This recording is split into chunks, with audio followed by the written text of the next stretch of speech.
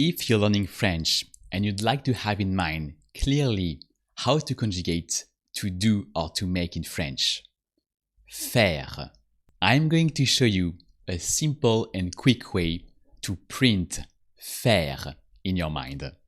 Elle fait. Il fait. On fait. So AI sounds E or E. And the T is silent because it's not activated by a following E. So look at that magic trick. If you replace the I by a C, you get a fact in English. That's normal, they have the same root. A fact is something that's been done. It's done, it's a fact. Or you also have the factory, the place where people make things.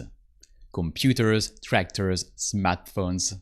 That's how you can remember fait from the fact. Then we have je fais, tu fais. So here we have that very common silent French pattern.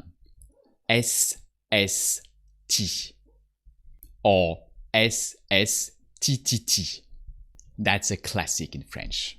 So these letters are silent because they are consonants at the end and they are not activated by a following E. Now another classic is when you have that E for I, then for they, you often have the sound on. Ils font. Elles font. On. O-N-T, and the T is silent. And now, what about the plural you? Surprisingly, we have vous faites. It's one of the very few exceptions where you don't have EZ at the end of the verb with vous. And then the very formal oui, nous faisons.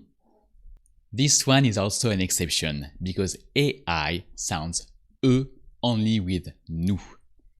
Nous faisons. And if you'd like to learn French verbs the way you just did, check out my free masterclass French Verbs on Your Mind, where I give many hacks and many examples to print the French verbs in your mind. So I see you there.